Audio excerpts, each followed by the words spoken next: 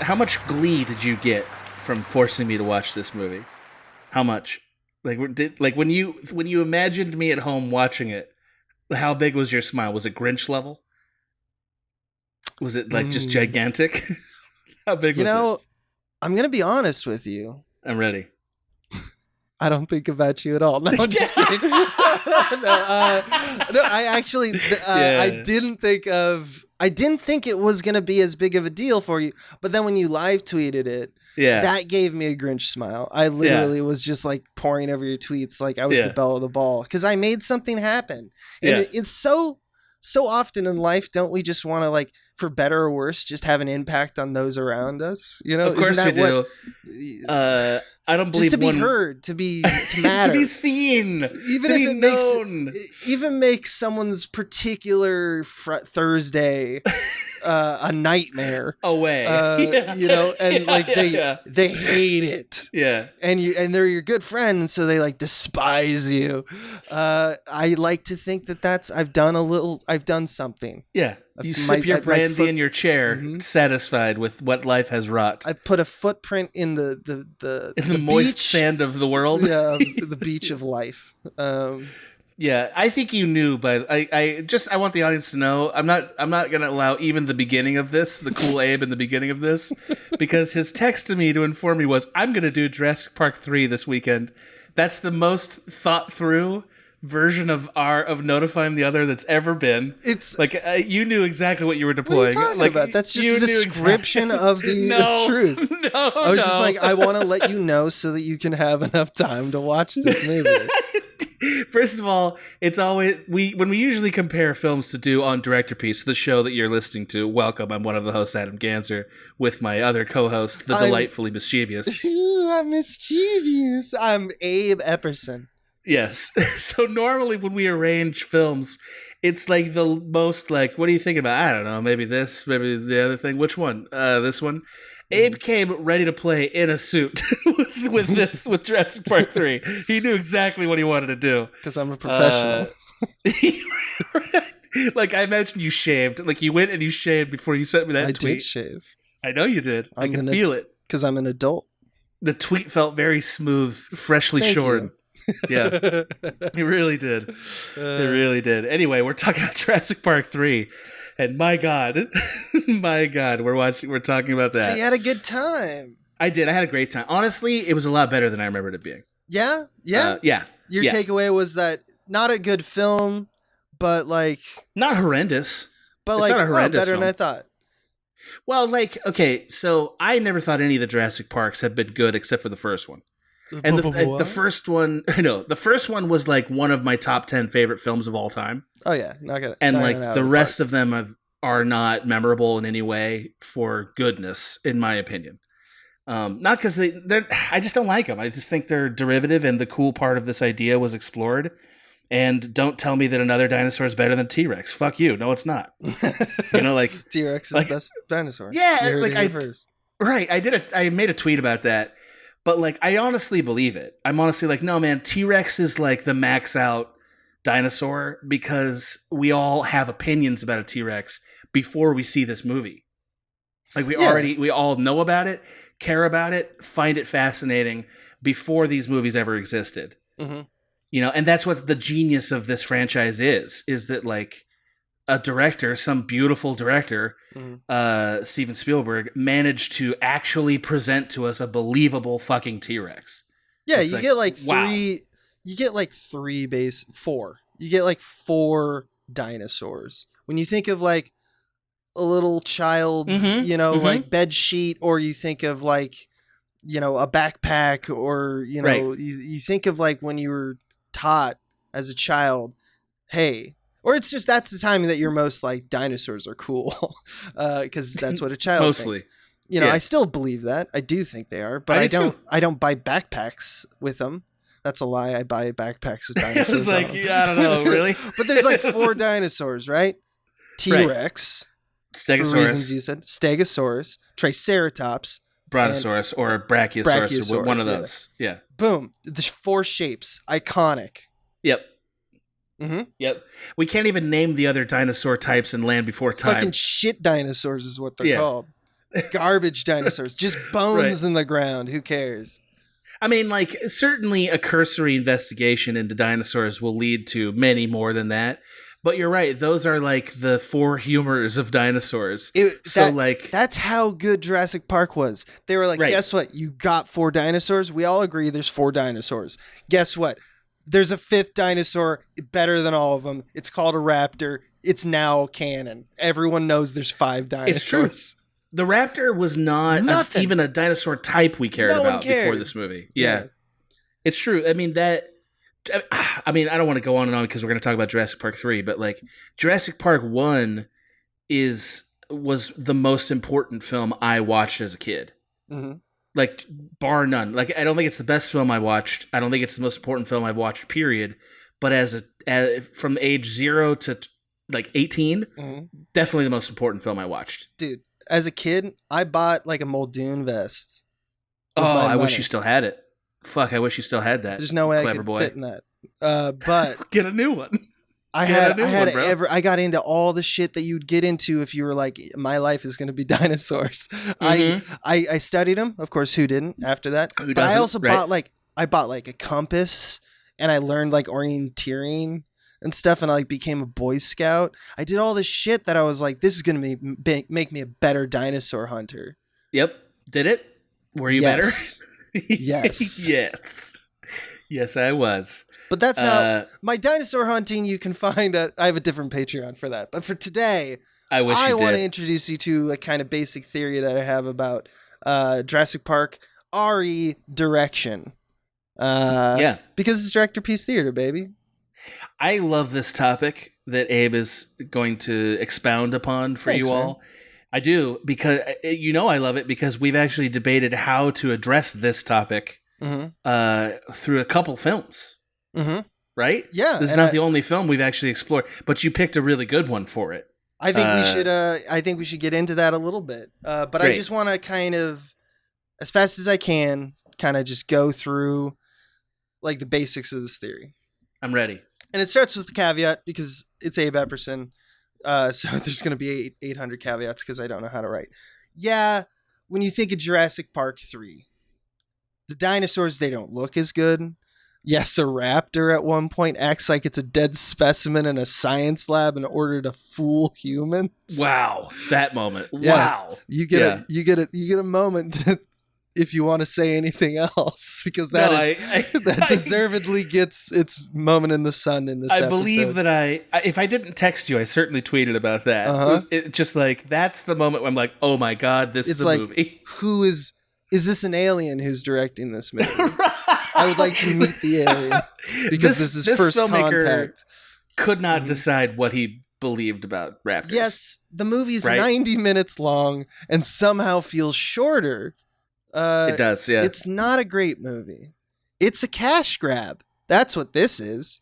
Yep. And one of the reasons I think we dislike this kind of movie, i.e. the idea of like rehashing the greatest hits of a previous film, basically all of Jurassic World, keeps this movie from connecting us emotionally to it and marks it with a mediocrity that puts it on the pathway of being forgotten forever. I think Jurassic Park 3 will probably be forgotten if it already hasn't. However, this is the big however, the craftsmanship of it, specifically because it's a copycat, there's like a little bit of wisdom. And it's because it's trying to make us think that Spielberg directed it. And I want to unpack that today. Yep. I think for the most part, it succeeds. I mean, how many directors can shoot with that kind of film vernacular as Steven Spielberg, one of history's greatest? I can take any shot by Spielberg, dissect it for you right now, tell you how the lens is used, how blocking and staging is used, how the rhythm and the pacing work between the shots. But it's another thing entirely to go out and just do it and shoot it continuously for many scenes. And then like be put up against the franchise of Jurassic Park, the thing that we started this episode saying, this defined me. And the public standards of how much did this feel like I was watching a Jurassic Park? I mean, I would not want this task. You don't want this job. No, I don't want this task. No one does. I understand, like, I mean, television directing has this problem too, right? Where it's like, if you're going to direct an episode of television, you have to be able to direct it in the style that the show is shot. Like, right. Like you have some no shows, power. Not real. Like, you're not really able to get super creative with it. In TV you have directing, to shoot to a template class, or at least my TV directing professor said you must be surgical. There's a thing in the medical arts, right? First, do no harm. That's your job as a TV director, because you are there for the day. They're there for the lifetime, which is true. Not true for movies. So on top of that, so really, in a way, though, he is like a TV, as you're pointing out, because as a sequel, this film has demands of the studio, demands that are rooted in the design of the franchise, a franchise that you had no part in making. Right. So they're going to say stuff like, we need more raptor scenes, or we need a bigger dinosaur. Both notes that I'm pretty sure were script notes from the beginning for Jurassic Park 3. They had to be. And a writer had to incorporate them. And the writer probably had feelings about that, but that's not what this is about. These aren't inherently bad things for a studio to want bigger and better or do, whatnot. But, and as a writer, you try to include them all because that's how you get job security. Something that does, though, is it becomes a distracting format for making any new stories. It becomes more the same, and there's less room for new ground. There's no space for a new directorial voice, especially in this movie. Inner Joe Johnston. I know. Baby. I can't imagine a less exciting job description than that for the thing that you mortgaged your whole life to do. Right. Like, if you're a director, then like, if you're really doing it, right, that means, you've made your whole life about doing this craft. And what do you want the most as a director? To be heard, to make your voice known. And directing Jurassic Park 3 is about be as invisible as you could possibly be. Literally, Don't rock the boat, man. Just make the fucking movie. And also, don't you fuck this up. You need to be like Steven. All right? Steven... We love Steven. Steven's the best. Right. Be like Steven. Right. Okay. All right. I'm going to figure out what that means. And Nightmare. Absolute nightmare. So while the film was being made, or it was like in the post-production in stage, there's an interview with Johnston about making the film. And he said that Spielberg gave him, quote, carte blanche over the movie. But he still had input, which is a light way of saying that's not that true. And he said in this interview, a quote, and I want to start this with the whole quote. Although the plot in the movie is based on an idea by Steven, he strongly pointed out that I should not try to copy him. Said, that's a grim beginning. That's a grim beginning. It's like, what am I gonna do, man? Make a Tron out of this? Yeah. Like I have to copy you. What, are you fucking kidding? Yeah, like, don't try to, like, imagine someone just saying, hey man, I love you, man. Whatever you do, don't try to walk in my shoes. Right. Don't try to be me. Right. But I mean, like, it's even more obtuse than that, because, like, you know what people love when their beloved franchise feels like a different movie franchise. They love that. That's their favorite thing. You know, this is, like, get out of here. This is where I think this is just one man's opinion, but this is where Johnson went fucking rogue. He went batshit. He became a maverick, and like so many mavericks before, he just didn't listen at all. He took all this information and said, I, a maverick, will copy Spielberg as much as I can. So you're kind of seeing where my theory is going here. Yeah. Johnson's debut, he's not like a small-time director. This is a great movie. He's a big deal. Yeah, this movie you're about to mention is fucking fantastic. Johnson's debut was Honey, I Shrunk the Kids. Yeah, it's a great movie. Yeah. And that was directorial. Before that, he was a visual effects art director for Star Wars and Indiana Jones. One of my favorite things to mention about Joe Johnston is that he is the designer of the Iron Giant. Wow. Which is kind of awesome. He also directed The Rocketeer, The Page Master, Jumanji. October Sky. October Sky. These are good movies. Not only that, between those four and the one I just said, that's his first five. Most, I mean, that's a pretty good first 5, man. and those are those are your opening moves. Holy shit. I actually have a high regard for his directorial work for, the reasons that I think you do as well. He's most popularly known from his Marvel installment, which was Captain America: The First Avenger. That's a good movie too. But Jumanji is fucking legit. Yeah. Like Jumanji, Honey, I Shrunk the Kids, and October Sky are very memorable movies from that era. I agree. Like, I mean, so I know Captain America is also very memorable, but like, I would argue anybody that's like Captain America, that's the one. Dude, are you serious? Right. I don't agree. Honey, I Shrunk the Kids rules. Anyway, sorry, continue. Yeah, it does. It does. So, Jurassic Park 3, though. In this film, he had the unique role of filling Steven Spielberg's shoes. And he became, just for this film, perhaps, maybe it's just the way he is, but he's like the definition of the franchise player. Some might call it weak-willed or, like not as good as Steven Spielberg. And you know what? Maybe there's truth to that. I'm not really going to speak to that. I will speak to, however, his ability to mimic Steven Spielberg in a way that is actually effective. Not in just like playing at it. He actually did it. And I'm going to explain why I think that's true. Yeah. I mean, by the way, watching it, I agree with you.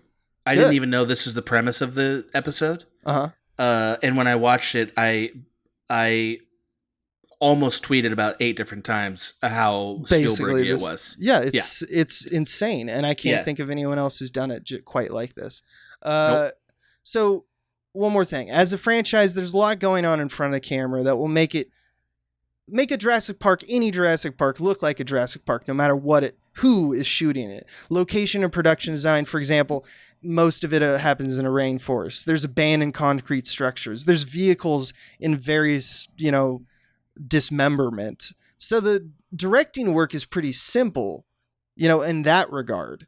You look at an egg incubator and they all look the same because they are the same. Like the designers probably worked in the movies. And if they didn't, they look back at what the previous person did and basically copy it because that's how InGen makes egg incubators or whatnot. So when it comes to how you shoot the movie with a lens, though, someone else was behind these decisions and had no guidance because that's the job of a director. I want to start breaking down why it's Spielbergian. I'm ready. Can I just make the most obvious point in the world for the audience? So like this is very unusual for a director to purposefully imitate another director's work. Why would you like this? Well, there's no pleasure in it really as a filmmaker, and also we have so many examples of somebody doing the opposite. The most famous of which being Aliens. Yeah. Right? Like a movie that's like, I'm not going to do what Ridley was doing. I'm going to do a completely different idea, although it has sort of the same people. That's it. James Cameron. Right? James Cameron, non-franchise player. Right. I mean, and certainly he's James Cameron, but is he really more powerful at that point in his career than Joe Johnston is at this point in his career? Because I'd say no. No, Joe Johnston's made good movies at this point. It's an arrogance. It's swagger. It's, walking into a room saying, I am top dog, baby. Right. And so like I kind of admire how the humility of Joe Johnston here for being willing to do this. Right. Me too. Or how much money he got paid. Like whatever the equation is that turned that delicious out. Money.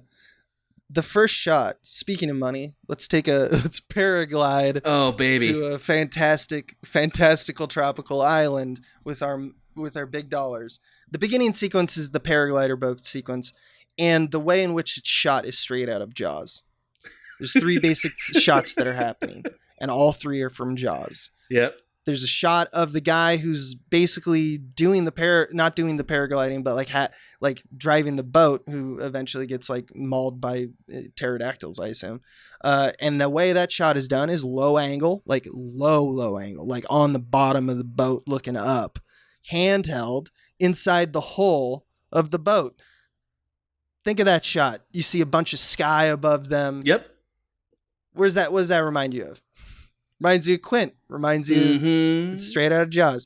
The way in which they shoot the boat and the paragliding in terms of like the action, in terms of like, all right, now we're going. All right, now you're flying. Oh, I'm having fun. Like just like those beats in that sequence are almost exclusively swirling helicopter shots and shot either completely parallel in terms of eye line and swirling around like a Michael Bay deal, or Steven Spielberg deal, or looking straight down, top down, which is also how Jaws is shot. Look at the above shots looking down at the boats being probably the most well-known aspect of how he shot the boats.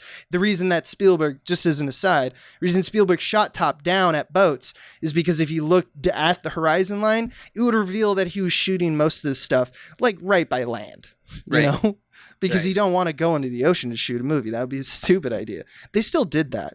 It was a stupid idea, but it also made Jaws. So here we go. I also think just the way that he disposes of the boat captain is like also very Jaws. I did not think about that. That is absolutely true. It's like the buoy. Yep. It's like the aftermath. And the reason that's Spielberg taking from David Lean in the Lawrence of Arabia when he shows that when Lawrence of Arabia dies. Spoilers. His goggles, his motorcycle goggles, just drifting in the wind on a tree with a little like blood on them, and it's the same thing. It's like, oh, there was a lot of violence here, but it's gone now. Absolutely, Jaws. I didn't even think about that, and that's like the most obvious one. It's funny because I feel like only Spielberg can get away with dramaturgy that's that absurd. Yeah. Like, but he does get away with it. Like, he does. I don't know what he puts in the secret sauce that makes us accept that. But because I was watching this movie with a slightly more critical eye, like it was like, oh wow, he's trying to get away with one of those vaudeville Spielberg things, when these people just disappear for reasons we don't understand. Not quite as successful, but he tried it. You know? Yeah, he definitely did. In the second sequence, Grant and Sadler discuss the Velociraptor's social sophistication and kind of reflect on the events of the first movie. We find out that Grant and Sadler moved on after the events of the first movie. Sadler had kids, Grant did not, which sets up the idea that he's awkward around kids, or he's still awkward around kids. In that short dialogue scene, singles are shot several inches under the eyes. It's the reason I picked this one up because it's a very mundane way to approach how Spielberg does, like a tendency of Spielberg's, which is that he will usually shoot a few inches under the eyes for like the wider shots, and by wider I mean medium close up to medium, like where you're seeing like, you know, usually the down to the belly, usually a little headroom, in this middle space before you get to like really a close up where it's just the face. He usually is under the eyes. And as the scene hits its resonant movement, a very Spielbergian thing to do is to camera dolly or like slide in and boom up toward the eye height. So it's like as a trademark, that's a trademark Spielberg. Think of most scenes where Spielberg's characters have an aha moment. Let's say the boardroom pitch in the original Jurassic Park, you know, where it's like, we didn't stop to think if we should, yada, yada, yada, yada. We're selling it. All that stuff is done like when you think of Alan Grant having a moment where he speaks truth to power in that scene, the camera does that same dolly and boom up at the eyes. It's because we're getting closer to the eyes. We're getting closer to like, you know, just the, what Alan's thinking. And he does that when he's talking about in this movie, when he's talking about the raptors and they're so sophisticated. We see that again. It's not an important scene. In fact, it only really sets up something about we're going to get really smart velociraptors in this movie. It really only sets it up for another scene that does the same thing when he's like, okay, and also we're developing this like sound. We can sound like them now. It's not needed, right. Except for the fact that it's a very Spielbergian way to do it. It feels very Spielberg. So boom, boom. We have a first scene, quote. Second scene, a trend. Or in other words, just a tendency of Spielberg. And a very mundane one at that. One that you're not going to think about a lot. It's not a set piece. It's not like a Jeep, for example, you know, falling out of the trees. There also in this sequence flashes of compound shots. Something that Spielberg is also well known for. I think most of the wide shots in these sequences are not true wide shots, but rather show how geographically there's a setup of a scene moving from one actor to one other object or another actor. He kind of does these wider shots that are not as wide as you'd think, where you're just like, here's everything displayed. There's a plane over here and there's a guy over there. No, something he does is he chooses to show geography, Spielberg that is, through compound shots where we follow one person in a slightly wide, but not that wide, moving over to here, and the camera pans and moves, and then, you see the background and a reveal of a bunch of other stuff, like another plane or an actor. In the same way, Johnston moves dolly and pans with subjects until they arrive at another object, usually almost entirely behind where the camera was originally pointing. So it's kind of like passing the action of a hot potato.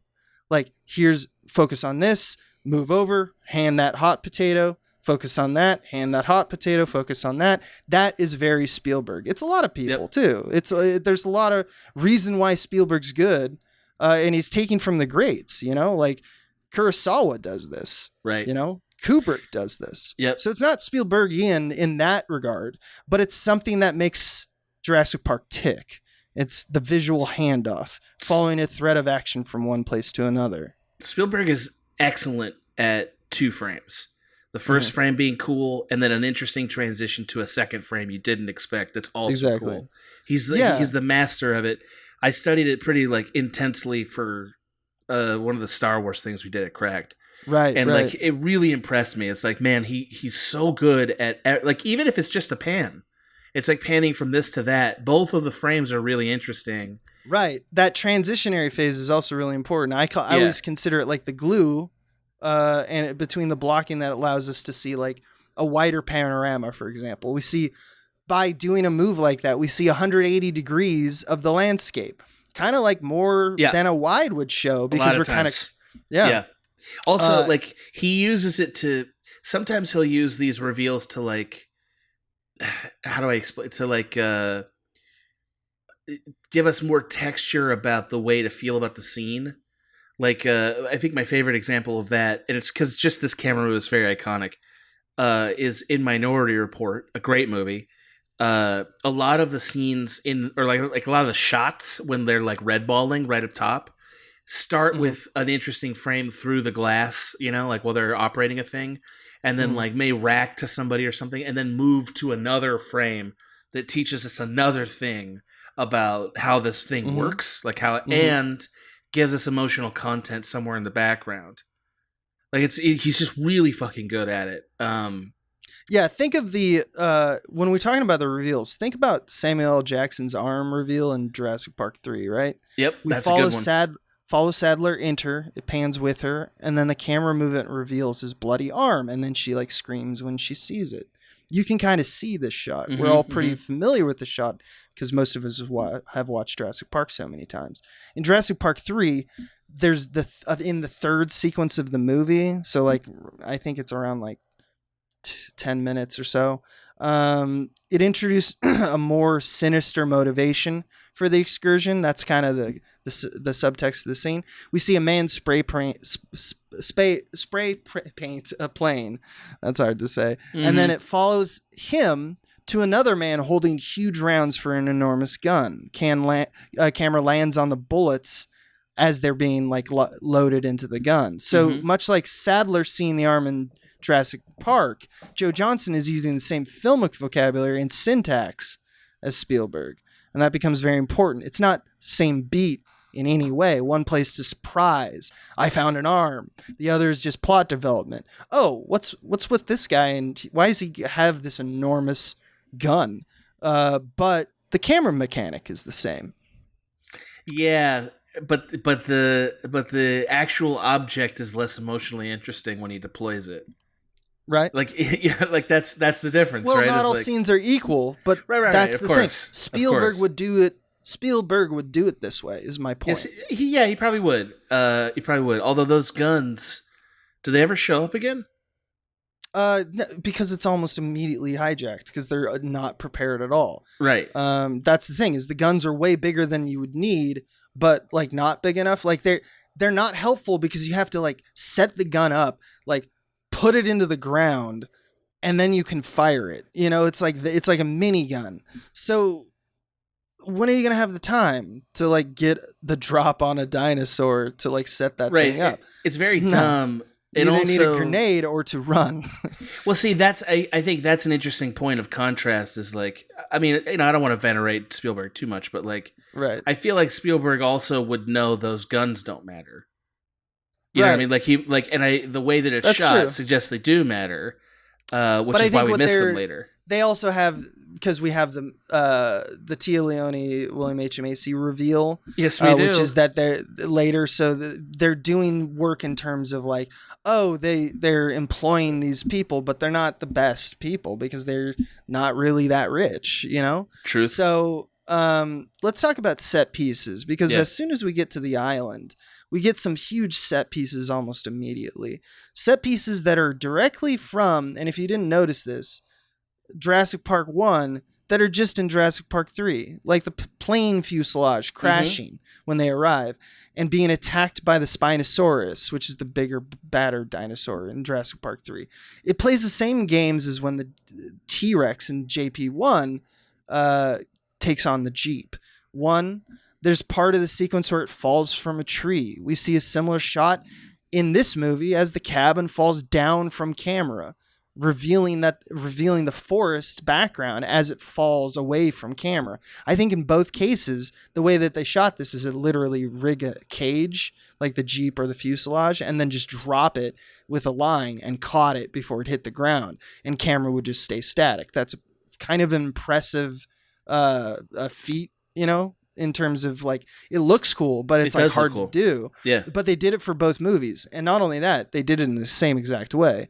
A second one that happens immediately in the sequence is a dinosaur steps on and crushes the cabin and like makes it concave at a point, shrinking the space that the humans can navigate even within their limited space they have. That happens in both films. Literally the same shot. Yep. 3, a shot of the humans running out of the fuselage/Jeep while the dinosaur rummages through the wreckage, thinking that they're still in there, and then before seeing them, as they're running away, starts to chase after them.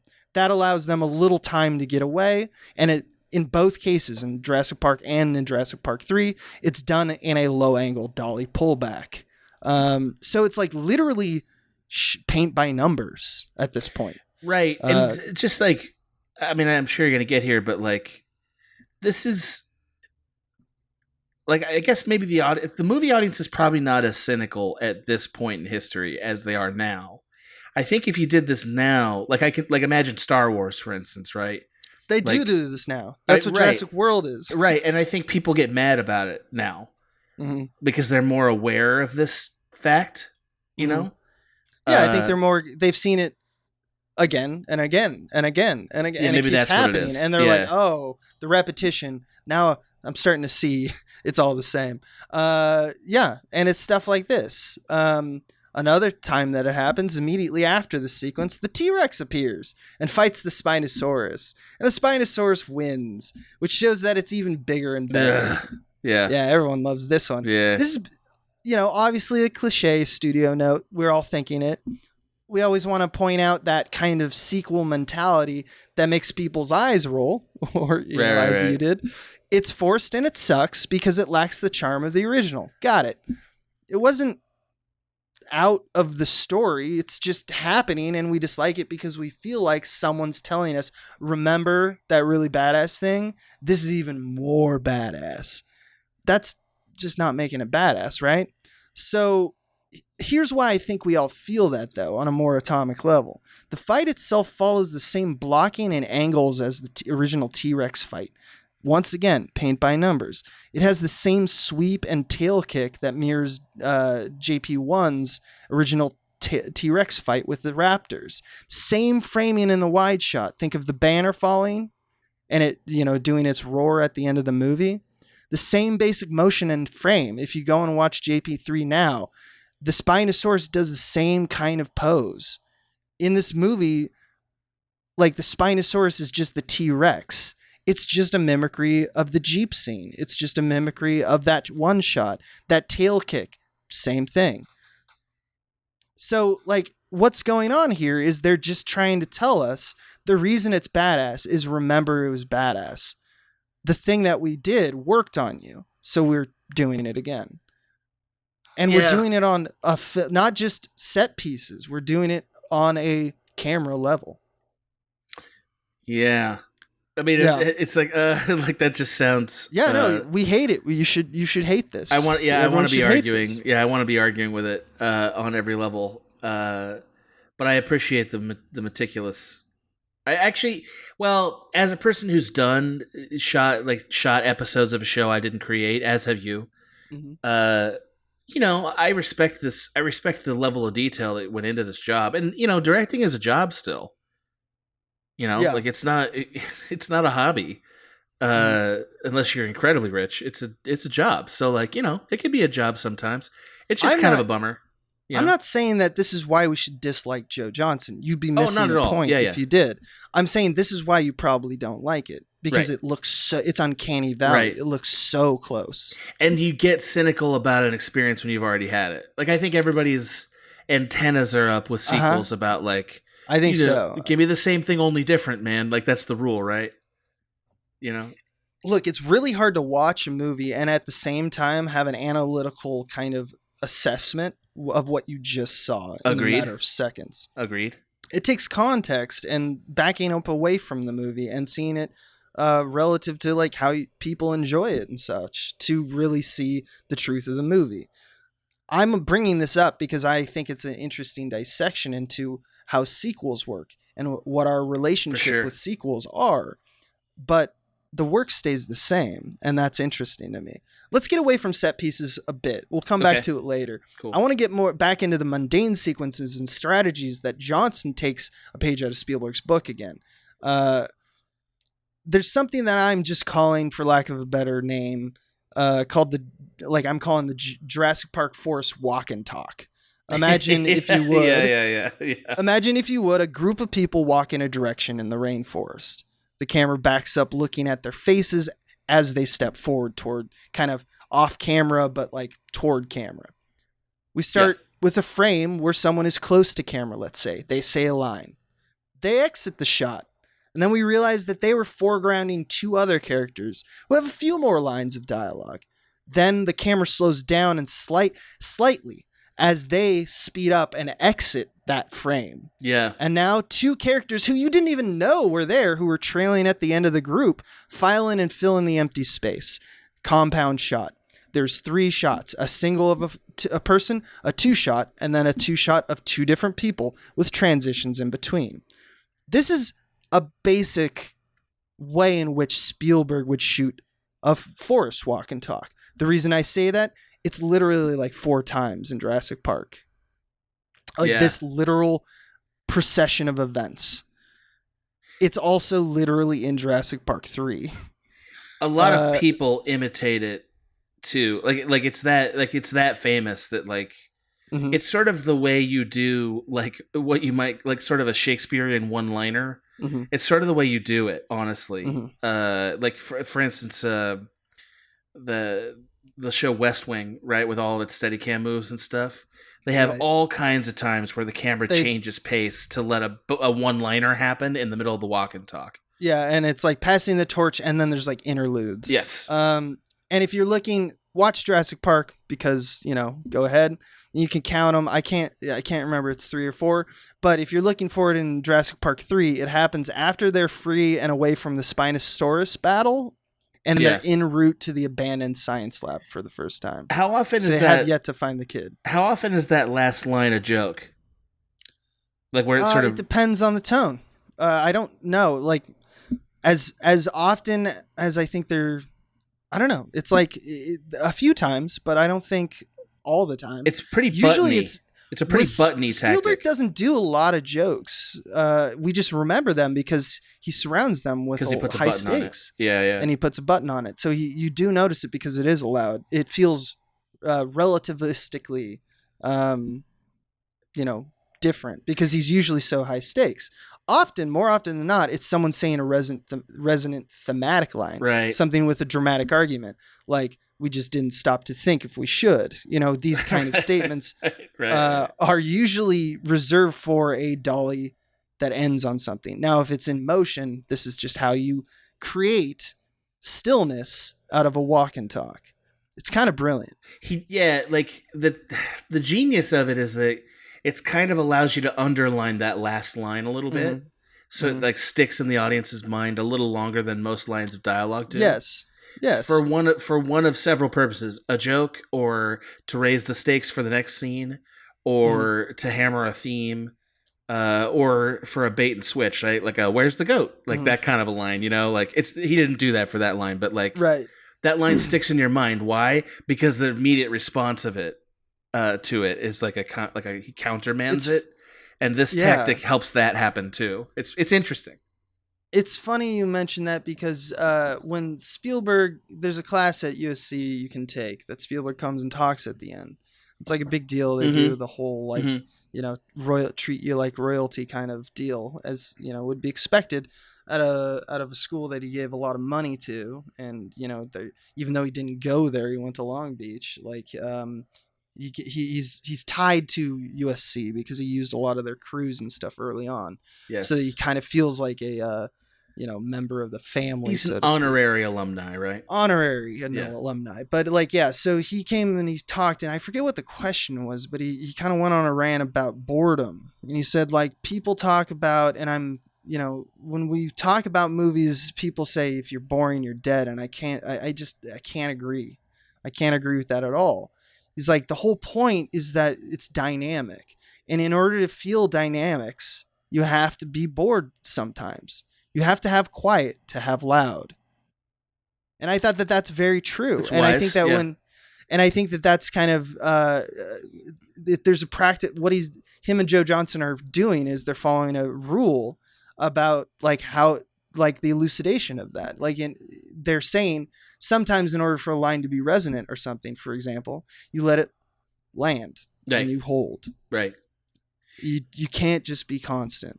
And there's wisdom in that. Well, I mean, this shot that you're describing is literally a pace, like the camera changes pace to give you new effects.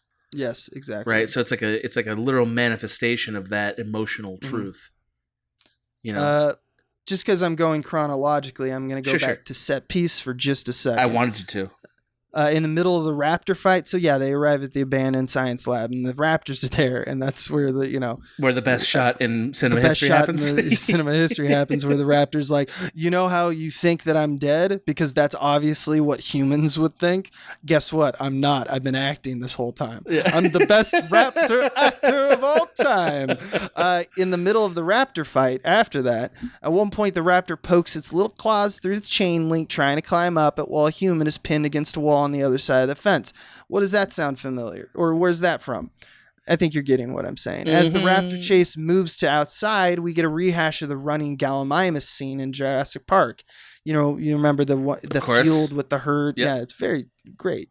It's great. When a herd approaches, almost tramples the gang in Jurassic Park 3, they run from the raptors from the first structure and are immediately in a clearing. It's a moving from one location to another. I love the first iteration of this movement in Jurassic Park 1 because it's more about the humans stumbling upon something that seems completely safe and it's different from the rainforest, which behind every bush could be another dinosaur. They feel like they have more of like their landscape in control. So it shocks us with the absolute control of the environment by the dinosaurs. They override this quiet place. That's kind of a beautiful thematic kind of announcement of like what the dramatic argument in the movie is. Humans think they can do a thing. Nature be like, nah. Yeah. Life finds a way, right? In Jurassic Park 3, it's just up to the challenge of the gang. It's just to like up the challenge of the gang, right? Like they're already being chased. This is just another hurdle. At best, it's just a more chaotic, exciting sequence, but at the sacrifice of the meditation we had in the first film. I say that just to juxtapose the purpose of those moments. Not to say that in Jurassic Park 3 they should have rehashed the same beat as they did in OPJP. To me, it's more indicative of how these references are deployed. In Jurassic Park 3, they're deployed in top of, not for their own purpose. They're callbacks. They're, look at this. There's Space Jam 2. Yeah. You're right. And no, you're right. And that's the sequel mentality. Yeah, it's a bummer. I mean, again, because like it shows you that it's not all camera tricks. You know what I mean? Like that, like Spielberg's talent is not just in creating an interesting set of camera moves, but he also holds the hand of the writers. Yeah, or chooses the right person to write it. You know? Right, and also he's able to squeeze a little more juice out of that orange than a person imitating his method. Mm-hmm. Like, and I think sometimes a lot more. I think most people acknowledge the fact that, like, or at least it's like pretty well thought of, or like a lot of people have the knee-jerk reaction, which I think has truth in it, that the studio has these notes of bigger, faster, more intense. And it's like, yeah, but at what cost? You know, and it's not what Stevie would do. Stevie wouldn't be like, how can I make this moment that doesn't want to be big? How do I make it bigger? It's not about that. Maybe the moment should be small. You know? I mean, he also has that luxury. He also has the luxury of just being trusted. Yeah. I mean, he's also made bad sequels. You know? He's made bad films. Specifically sequels. Yeah. You know? Sequels are tough. Sequels are tough. I think he proves that. Another very, like, getting back to the directory aspect of this, examination, transitioning from one location to another is like a thing. Usually a wide is smart to show that, right? The way this herd sequence that I was just talking about is shot is a very wide over the overhead kind of view shot, right? Mm-hmm. Then we see the gang running in. We're looking down at them and their shadows that like cascade across the field. Looking behind them as the dinosaurs chase, and as they cut through the shot, the dinosaurs chase behind them. Camera height is when we're on the ground looking at the humans. Camera height is about at the knee level, and it's dollying back quickly back with them, and they overtake. The speed of the dolly starts by going faster than them, but by the time the dinosaurs are getting even closer, the humans overrun camera, and the dinosaurs occupy that spot. Basically, it's a shot-for-shot recreation in Jurassic Park 3 as Jurassic Park 1. There's even a clever girl shot. Oh, of course. The very close shot of Muldoon's face. He rears back, camera focus racks to the leaves, and then a raptor bursts out from the background. In Jurassic Park 3, when the raptors set a trap, which for the sake of this podcast is fine. It's fine that they set a trap. It's something. Yeah. It's something. They leave one of the groups wounded. Michael Jeter is the name of the actor. Poor guy. Wounded in the claim. Yeah, the humans cautiously approach, and then Tia Leone fucks everything up and gets all wrapped up in a bunch of vines, and the raptors jump and try to bite her down, but she's out of reach, so they give up. I guess that's what raptors are like, this one's too tough. But wink, wink, nudge, nudge. They're not. They actually are one ahead of us. They break Michael Jeter's neck and leave. Right? Very cool. Very raptory. Breaking someone's neck. Right. It was like a mobster move. It's like, here's what happens to your friend. Yeah. And then there's a shot where Grant looks on at the clearing, and he's like, they left. The raptors are so stupid. We got them. Then he takes a breath. Camera booms down with him as he just takes a beat behind that log. And then after the brief pause, he pokes his head back up and see raptor surprise. And it's the same idea as the clever girl shot. It's, not as condensed. It's not as quick, and it's the same mechanization and not as perfect or same mechanics. Not as perfect because Muldoon's relationship with the raptors is so love-hate that his death, like the line "clever girl," contextually means everything, and they good. Hate him because he abuses them and such. Right. You know it. Right. He's shoot her. It's all that stuff. Yeah. Absolutely. Also, I mean, and He's like playing chess. He's the one who respects the Raptors, right? He's the one playing chess, and it's like, fuck. Oh they yeah, beat for me. sure. It's great. Yeah. It's very good. Whereas Alan Grant seems to be in love with them. The right? guy's just the guy digs in the ground for bones. Well, he's in love with Raptors. He is in love with Raptors. Argue that with me. like not you, you, anyone. It's like, no, man. Anyone. He loves does love Raptors. Yeah, he loves them. No one's arguing. It's all right. Calm down. No one's arguing with you. It was like, wow, man. Wow. He really loves them. Like, don't you dare come to me with that shit. So she'd be like, no, he appreciates them. No, he doesn't. He loves them. All right, please go on. At this point, I feel like I've kind of made my case, at least with the copycat stuff. But I want to do due diligence because I think it's kind of cool if any of these stick with you. You know, if you're at a party and you're like, hey, what's up, girl? You want to know the difference between the similarities between Jurassic Park and Jurassic Park 3? All right. I just want to do due diligence and give you a few more, lightning round of references done in the same exact way.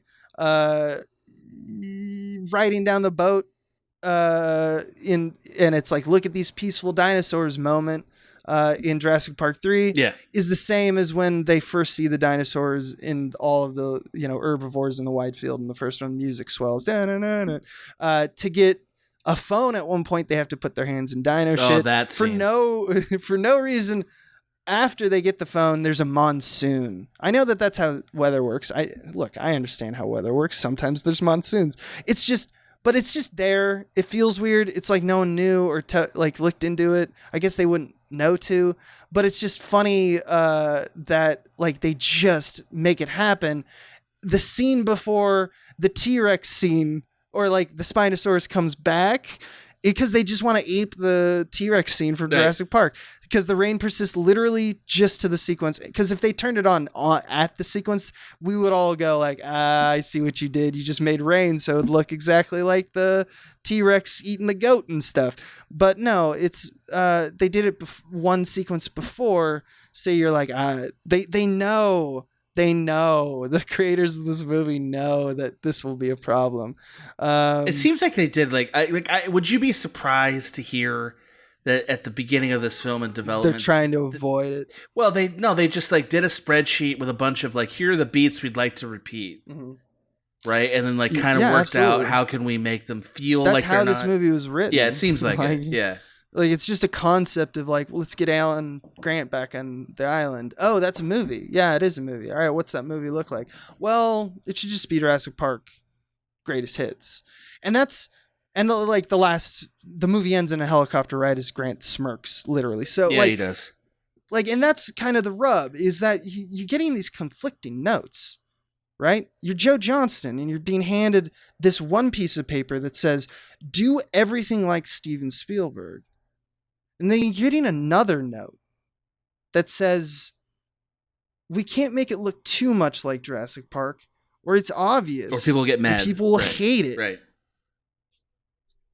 And when he goes to the man himself, and I want to just say that quote again, when he went to Spielberg and is like, hey, man, you got any info for me? You got anything?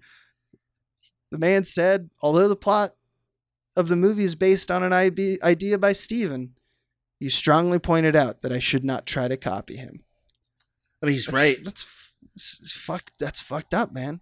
There's a lot of really cool stuff in the Spielberg toolkit that is done in this film. If you're interested in any more, one of my favorite ones that isn't really the bulk. I just noticed it and it isn't really the bulk of the theory. It's not as clean cut as paint by numbers. Right. But something I love and I think people will be interested about is that misleads are really important as a director.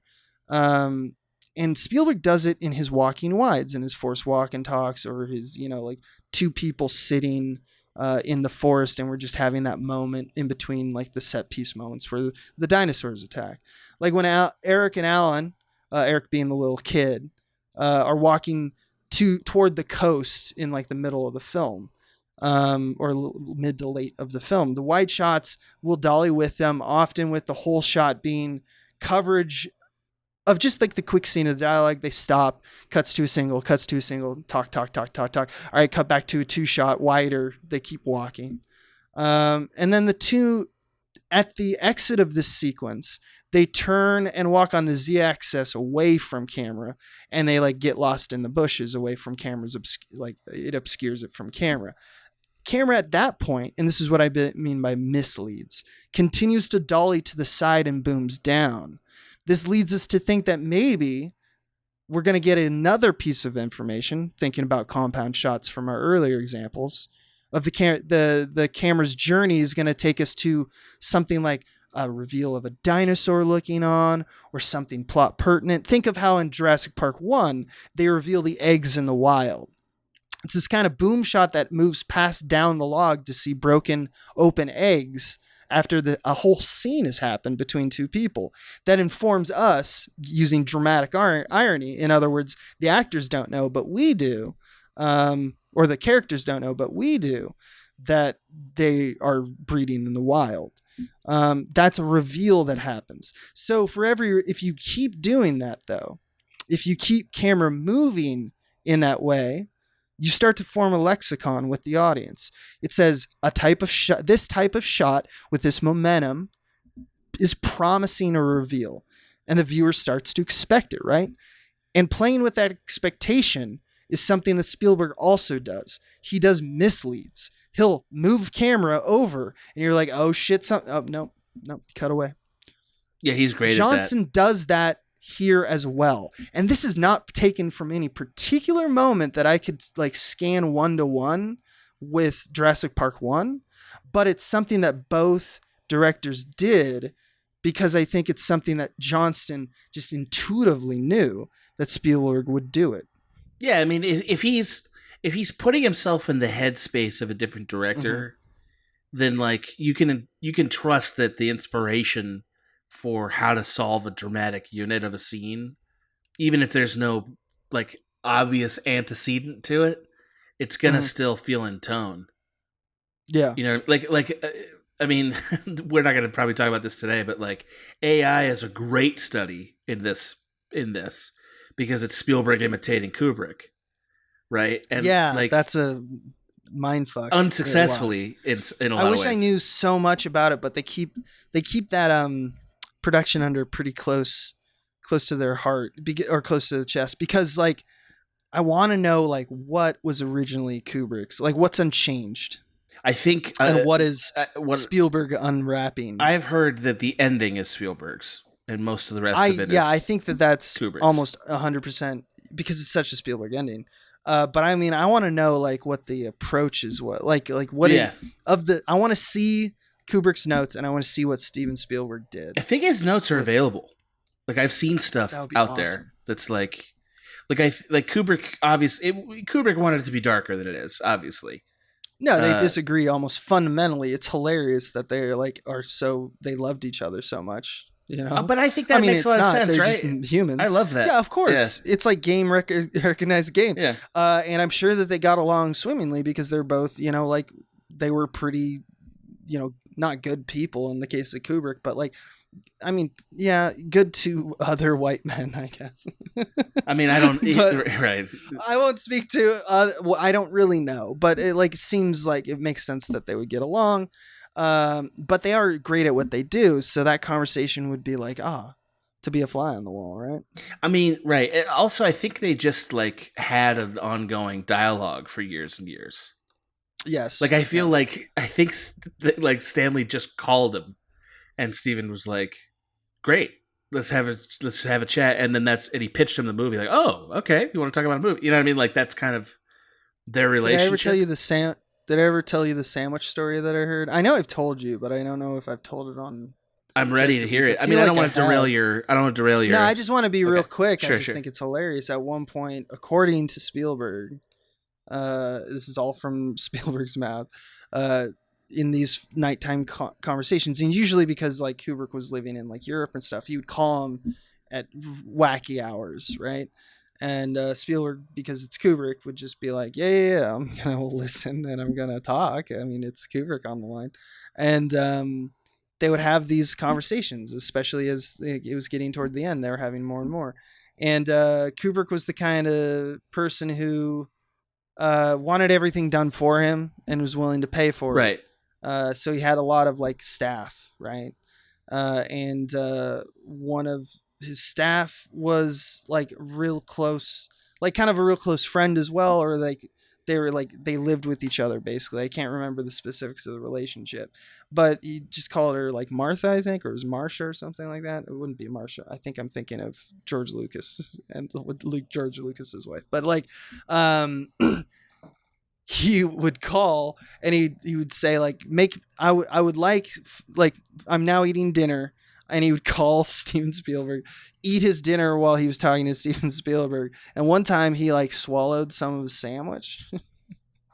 Okay. And it like got caught. Oh, got wow. Caught in his throat. Yeah, that's and right. He couldn't breathe and he couldn't yell out. So he told Steven Spielberg to say, "I'm choking. Call back. I'm going to hang up the phone.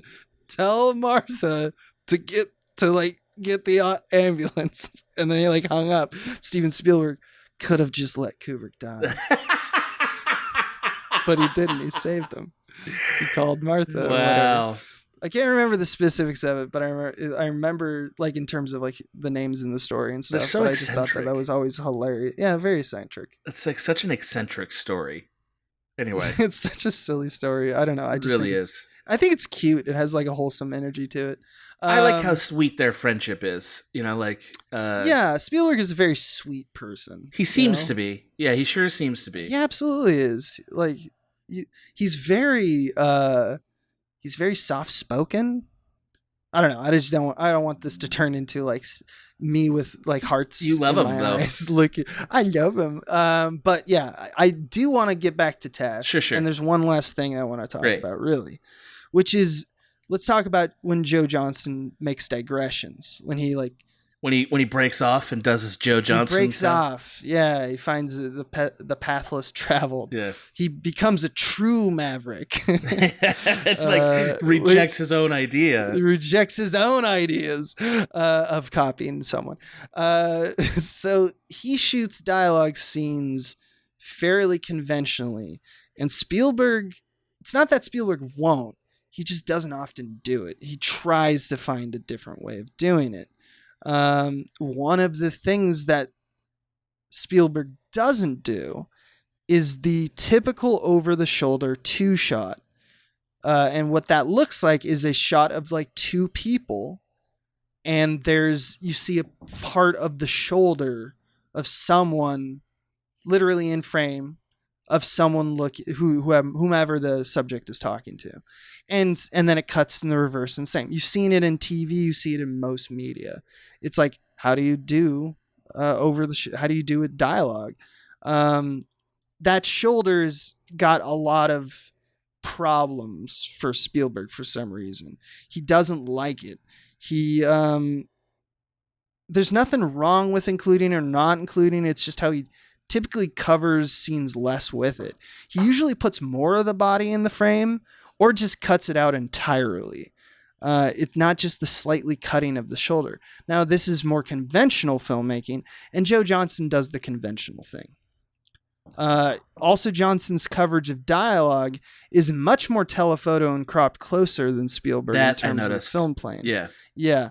Also, the other thing I'm noticing is that as we watch it on digital spaces, the original Jurassic Park was shot in 1:8:5 Academy aspect ratio, which is wider and kind of close to the 16:9 most people are used to when watching TV, because that's what that is the ratio of our LCD screens, right? And so Blu-rays often blow that 1:8:5 into the 16:9, right? You can imagine it right now in your head with just a little bit of the letterboxing, just a little bit of that black bar on top and bottom. Widescreen, or like 235 or something like that. Like that has a lot bigger. That's like the wider, more epic kind of cinemascopes that we're familiar with in movies now. Like think of every Marvel movie, think of every Indiana Jones even made that jump as it got more modern. Johnston is still sticking with the Academy ratio. So it's not that his crops are being done because of our digital spaces that we watch these things on, and like the monitors that we use. That is typically why some movies look very bad. That's not the case in this case. He's literally zooming in, or like the term is telephoto. He's cropping a little closer than Spielberg. He could walk the lens back, but he just chooses not to do that. You'll notice mostly he crops a lot more headroom in the singles and even two shots where there's like very little headroom at all. And it's just like the middle of the chest and up. But I think for the most part, Joe Johnston does do wide shots like Spielberg. But his dialogue and his coverage, it's something about that. I think it's like, it's probably because Joe Johnston, he doesn't feel as committed to and creating a Spielberg moment in what is clearly just dialogue.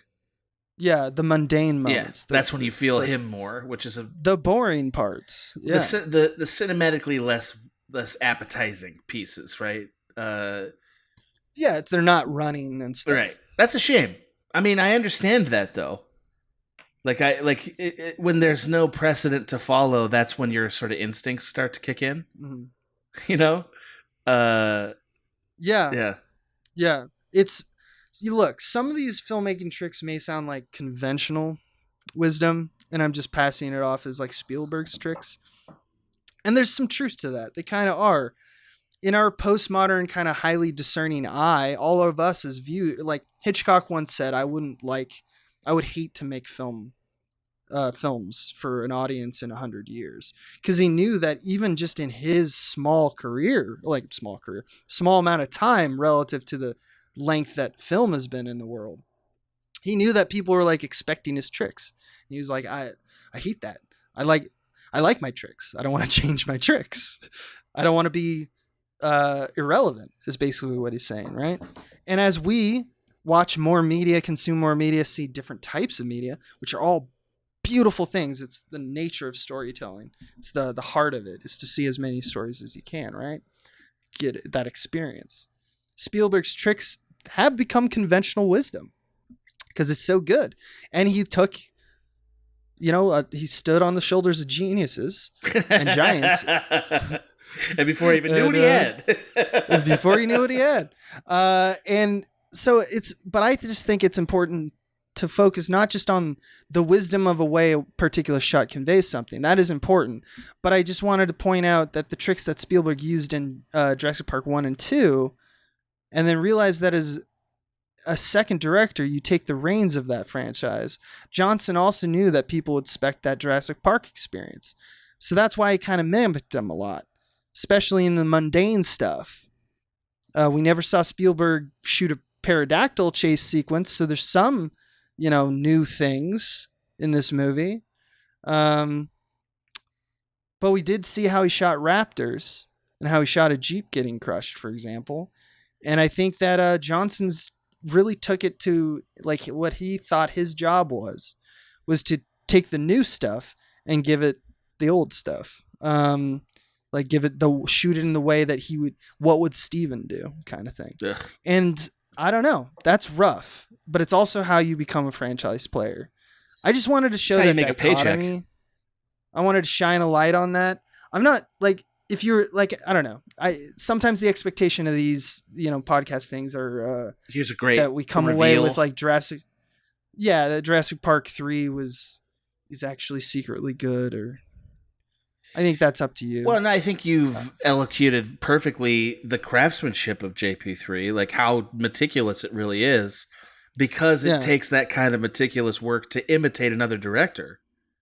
Like I think it's actually very challenging to effectively imitate another director, because you have to have your own feelings and thoughts about what the scene is and how to do it, and then you have to try to speak in a different language. Yeah, it's like every day you go to the board and you erase the board, right, and you replace it with a different board that you didn't have. It's like writing a poem in a language that you took in high school. It's like you probably know it, maybe even you know it really well, but like it's not your native language. Mm-hmm. You know. So here's to you, Joe, for not being hell yeah brave, but also being brave. I mean, yeah, right. It's like I don't know why you did it. I hope it's not because you weren't confident enough to direct a DP or a JP without Spielberg's hands on it. It's hard to know. But I can say, having directed stuff that you like, followed up on your stuff, or you having followed up on my stuff, it's not easy, right? Like it can be very like, I would have done it this way, or you would have done it that way, right? Like. And also when you go to school, because that's what you kind of like, that's that part of, working in someone's like the shadow, I guess, or whatever. When you're at school, it's hard to be like, all right. And then they throw something completely new. You're like, I have no frame of reference for how to do this. And they're like, well, guess what? You don't have time. We're doing it right now, man. So it's like in school, you have to like think of the curriculum yourself at times. It's like being the teacher and the student at the same time in some cases. That's why that's it's so tough. I mean, I maintain that the great gift of film school is that now all films become your instructor. You know what I mean? Like before film school, that's right. Films were not teachers as much. Yeah. Or really at all, honestly. Like just fans consume films differently than filmmakers do. So yeah, I that part I think is cool. I like that Joe Johnston was this much of a student. I think what it tells you is that every director is on some level a student of the filmmakers that came before them. Yeah, and this guy made good stuff. Like I can't go. I like his. I didn't check his IMDb before this episode. So like that, you were surprised. Yeah, I was like, shit. These are good movies. Some of them. Mm-hmm. Some were. I've seen all of them. So yeah, I admire that. That's that. Yeah. I admire that. I also think it's weird that this franchise in particular feels so committed to one director's style when, like, there's so many other franchises that have sequels and they don't feel anywhere near as committed to it, right? Like, it's because it's Spielberg. I mean, sure. They know. Right, I guess that's it. They know. Everyone knows. The studio just knows that that's the magic ingredient. I mean, I think it might just be because Jurassic Park, that first movie was so fucking good. Like, it was just like, holy shit, this is one of the best movies. And it was a slam dunk blockbuster. It might be the biggest slam dunk, but blockbuster in terms of like staying power. It was in theaters forever, for like a year. Granted, it is not even close to the most lucrative, I don't even think it's even in the top 3 lucrative franchises on the planet. But the fact that this was just a book that was just supposed to be a movie, and then they were like, holy shit, that went well. And they were like, you know what? We need to do all of this. That is a different space than Harry Potter, where it's like, oh, before you even start shooting the first one, you're like, dude, we're going to bang out 8 of these. Right. This is going to be great. We're going to have Disneylands. We're going to have, when they made Jurassic Park 1, they weren't thinking, oh, we're going to make actual Jurassic Park in the real world. No, it just became a phenomenon. It was the highest grossing film ever at the time until Titanic. Oh yeah, for sure. And the reason everyone knew is like Spielberg, he don't miss. Well, also like that guy. Also, he released Schindler's List the same year. Yeah, it's like, holy shit, that's the greatest year of any director ever. It's what a maniac. That is such a those are 2 of my favorite films ever, like top 10, both of them, right? Like Schindler's List, you can make an argument is the best film ever made. It's like, it's arguable, and that was also released this year. Fuck me, man. Yeah, he's good. Yeah, he's pretty good. So like Joe Johnston, I mean, he's not stupid, like he's a smart man. I don't know. It's just like a bummer to me, no matter who the previous director was. I hate watching a director subjugate themselves to somebody else. You know, like just maybe it's not maybe it's great. my ego. I hate it. I'm like, man, make your film. I don't care. Like if it sucks, it sucks. You know, that's on you. Don't worry, because I told you the first 5 movies of his career, and then Jurassic Park 3, and this next one though, the movie that after, he was like, I'm done with this system. I'm tired of being in the shadow of Spielberg. Yeah, I gotta go out, tell my tale. Ready? 2004's Hidalgo. Man, that's another one. It wasn't. It was not a bad movie though, was it? No, it's just about a horse. It's funny. With Lord of the Rings, Viggo Mortensen, right? With Viggo, baby, Viggo, and he's gonna win the race with this, like this maverick horse. Yeah. But he and the horse are like alike. They don't fit in anywhere, and everyone doubts him. Everyone thinks, look at this piece of shit. He's not a purebred. Yeah. I mean, yeah. Viggo isn't of pure blood. He's 71, Joe Johnston. Yeah, he's an old motherfucker. He didn't direct that many films, actually. He started. He's directed like dozen or so. Honey, I Shrunk the Kids was 89. Yeah, but he started. You want to hear about his first thing he worked on? Sure. Please. Yeah, he was one of the main visual artists for Star Wars, right? Yeah, just a little film. Well, that's there. And then he worked on, and he started as a visual effects artist that like moved into art direction, and then he built sequences and designed sequences for those films because he needed, like, he was building like miniature sequences where they were just like, okay, you got to go just film it. You're not exactly B unit, but you're just like, you're doing all the miniature stuff because you're just really good at the visual effects and the art part of it. And they're like, okay. And that moved into a second unit director and associate producer roles.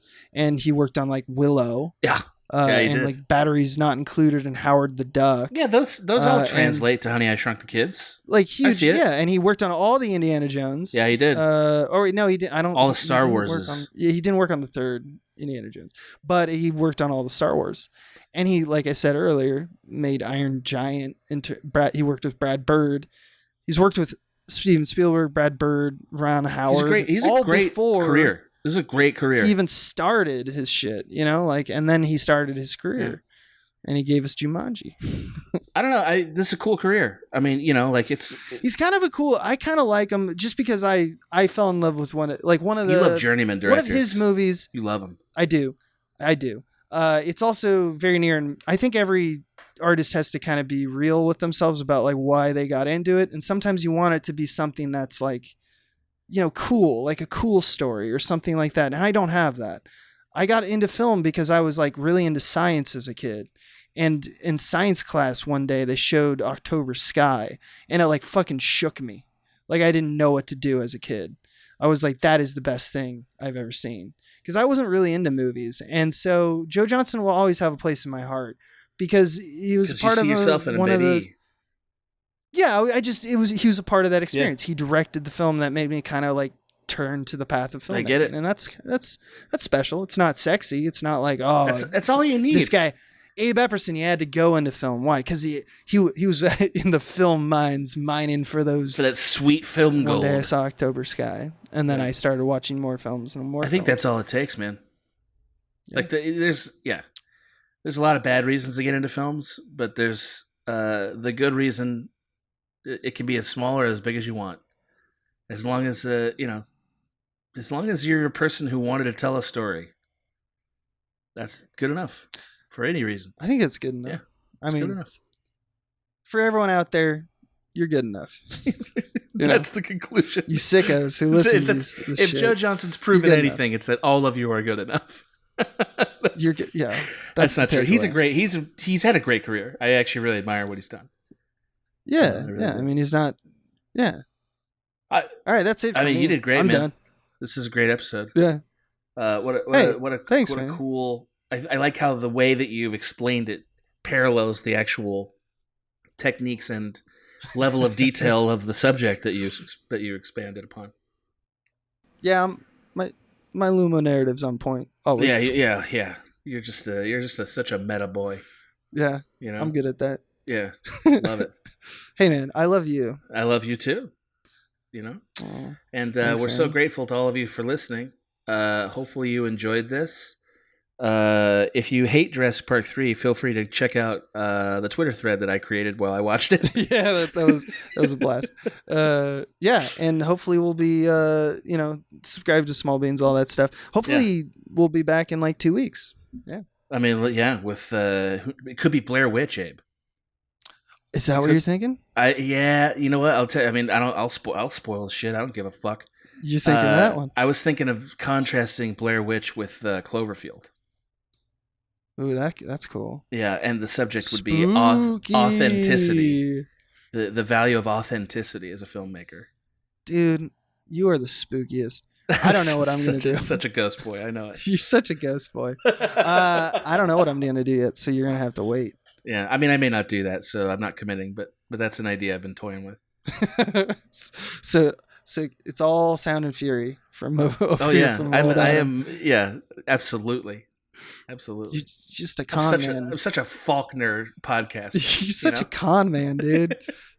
Dragging me along, making me believe in your stories, and then pulling the rug from beneath my feet. And then it turns out or maybe the not. check was already signed or whatever the fuck. Fuck. I love how you're selling it. You're selling it. I love how con men are always doing something so basic and trivial. Like the con men, like that is such basic trivial work in a lot of ways. And I thoroughly appreciate that about it. You know what I mean? It's like yeah. I'm trying to convince you this stamp on this document is a real stamp. Like that's half of conning, you know? It's like, not only that, it's the best stamp anyone's ever seen. Who says it's not a stamp? Like you're teetering between like defending that this is all bullshit and this is the greatest thing. Look what's in my left hand. Is that a rose for you? I'm pretty sure if you're describing both ends of the spectrum, it's probably not either. Yeah.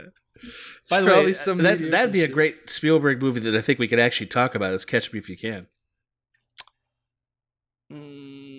I know you don't. You have too much respect for Spielberg. You have too much. Here's the thing, though. I did pull a fast one on you because I just spent an hour plus talking about Spielberg. But I wasn't I was not offended by it. I was not offended by that. I hid it under the vibes. Right, you conned of a Joe Johnston episode. Yeah. That really is a Spielberg episode. And I know that doesn't look good. I didn't set out to do that. I know you didn't. I'm not mad about it. Just so the audience knows, we've only really vetoed like maybe 2 episodes, and one of them was a pitch from me that was I want to talk about Hook, the movie Hook, and how Hook is, in my opinion, a less successful movie than most of Spielberg's movies, and how some of the tricks that he uses miss in Hook, and it sort of tells us a little more about what his bag of tricks is. Mm-hmm. But we decided that Hook was not bad enough of a movie to cover. That's what we decided, right? It's fucking Hook, man. I know maybe it didn't do as well as other Spielberg. It's not even. It's not Spielberg. Just critical acclaim. I don't know.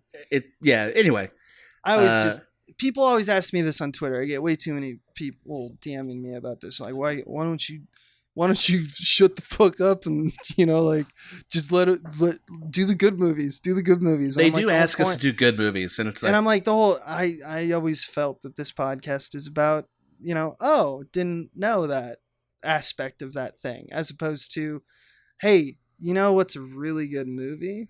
Schindler's List. Schindler's List. Oh my God. Good take. Because what am I going to say? I'm going to say all the things that we all know it's good. We'll see. Maybe I can elucidate a little bit more, but like I'm doing that here with Jurassic Park 3. If we're still doing this in 5 or 10 years, we may end up the standards may get looser and looser. Who can tell? Yeah, they all can't be winners. And it's like, I don't know, The Godfather. I don't know. They all can't be what? What'd you say? Hooks? They all can't be winners. Hey, that's a little bit of honesty before we go. Thank you for listening, everybody. We love you. This has been a Small Beans endeavor. We're a bunch of pals who make podcasts, sketches, music, web series, and movies. The beans always have new ideas percolating, so make sure to check us out at patreon.com/smallbeans. That's patreon.com/smallbeans, where you can browse all of our current and past content, see what we've got planned in the future, and learn how your support can help the small beans grow into huge, giant monster beans. If you enjoyed this content module, please like, rate, subscribe, or tell a friend about us. We love you.